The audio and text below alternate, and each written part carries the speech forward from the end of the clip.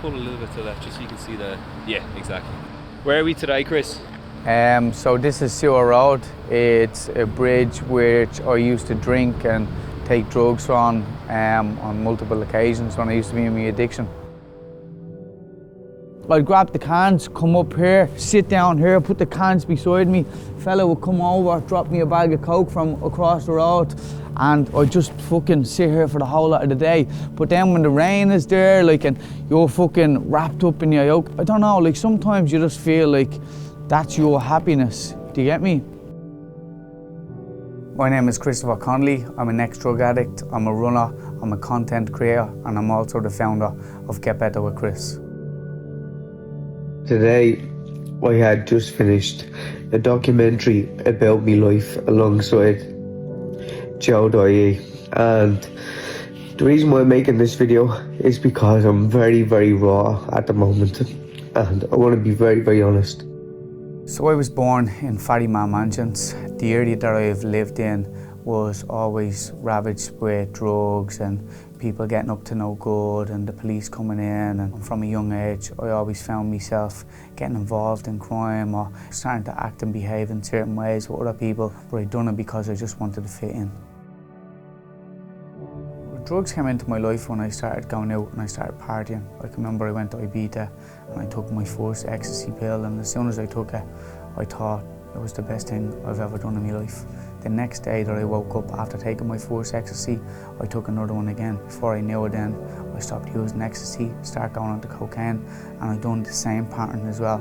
I would chase the same high that I got off my first hit again and again and again. Then I had met Lucy's mother. Lucy's mother was one of the nicest girls that I've ever met in my life. But as the drug use started to escalate, I really pushed her away. You know, when I hurt her, before we knew it, we ended up having a child together. I can remember Lucy's mum handed me my daughter and I was absolutely overjoyed. And I'd say about 3 or 4 hours went by. I went home and got a bag of coke, sat in my house and celebrated. I can remember going up to the hospital the next day and she could see in my face that I was using drugs again. And I could see slowly but surely she was starting to detach away from me. But when I started to realise that she wasn't coming back, that was one of the most difficult things that I've ever had to deal with in my life. This started to fuel my cocaine addiction more and more.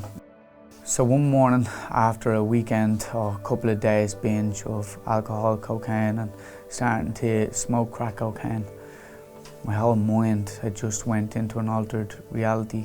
I was convinced that there was a hitman coming to take my life and I had done something. I just decided to jump into a taxi and get onto one of the boats and head towards Holyhead. Somehow I managed to make my way from Holyhead down to London. I couldn't stay in a hotel because I honestly felt like a sitting duck, and I started going to parks and park benches, and I'd sleep in bushes, and I used to do that a lot even back in Ireland. I'd jump in and out of bushes when I got paranoid because nobody would see me, and it gave me a sense of security almost. I can remember I was sitting there one day and I got a phone call. It was somebody telling me that they were the Metropolitan Police. To cut a long story short, I ended up meeting my dad and my sister. They handed me a cup of tea or coffee or whatever.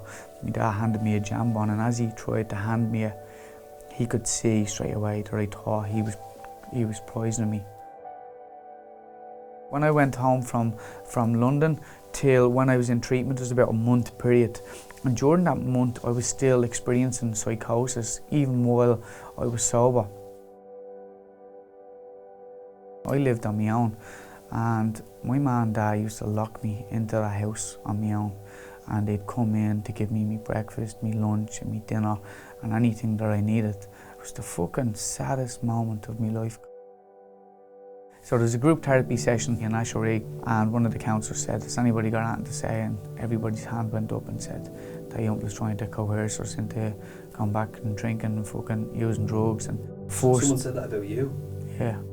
And that was the first moment that I started to realise, like, oh fuck, like I can't really get away with the bullshit story that I've been telling people for most of my life. I went back to my room and I was getting a shower. I remember I was getting a shower and everything just hit me straight away. And I realised that My relationship with Lucy's mother was gone. My relationship with my family was gone. My daughter was gone out of my life. My mental health was gone. Then I started to realise all the shit that I had been doing for every single year of my fucking life. I was like, what the fuck is going on? And I just started roaring crying. It was probably one of the best moments in my life because it was the only moment that I realised that I was the one who fucked everything up. But then I came to the realisation that if I was the one who fucked everything up, well then I was the one who could rectify it. That's when I started to take accountability. I knew I was never going to be perfect, but I knew that I could always get better. And that's where my page came, Get Better with Chris.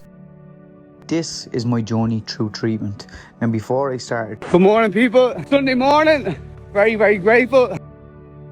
So I started doing TikToks, you know, and I started doing them probably because I wanted everybody to see that I was sober, you know, and I wanted people to see like that, oh, he's changed and he's not a fucking head case anymore or anything along the lines of that. Before I knew it then, I started to get a little bit of a reaction. And the crazy thing is that the more you speak about things and the more you act on things and the more you're actually willing to fucking change things, well then the more your life just opens up. So I started to run when I was in treatment because the treatment facility lets you out for a longer period of time when you decide to run or go to the gym. And there was a specific time in treatment where I wanted to tell people that I had run a half marathon and I wasn't even going to do it. And I'd done it that day. And then I realised like I can do whatever the fuck I say I'm going to do. So within the last couple of weeks, I've decided that I'm going to start to look after myself with all the running and the extra couple of kilometres. It wasn't about being known. It was about almost approval. People understood me. That's what it was. At the start of any journey, you're going to get a lot of doubt. Self-doubt as well as a lot of external doubt. People. How are you now, Chris? Yeah, like now, like I'm doing all right. Like don't get me wrong. Like I'm still an addict, like, you know, and I still have very difficult days. And thankfully, like now, the compulsion to use drinking drugs has left me, and that's something that I'm very, very grateful for. But the mind will never leave me. You know, my mind still tells me that I'm not good enough. Some days I have good days, some days I have bad days, but regardless of whatever the fuck I'm going through, I get shit done. It's one thing that I'll always say about myself. Regardless how I'm thinking, regardless how I'm feeling, or regardless what the fuck situation I'm in my life, I'll never give up.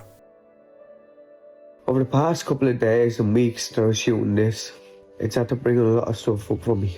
And only today that I'm at the finishing it. And I just sat down here on my couch. And I just look back when I was sick and I was hearing those voices in my mind. I just never thought I could get better. I never did. I'm just so grateful that I am. Because I know not everybody gets that opportunity. Anybody who's going through the same shit knows that I promise you it'll get better when you're sick and when you don't give up. What does this place mean to you now? I don't want to be back there.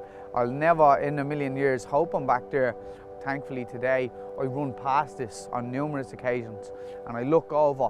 And to be honest with you, it does make me a little bit happy because at least now I know that I'm running over the bridge, I'm not sitting underneath it. And I think that's what life is all about.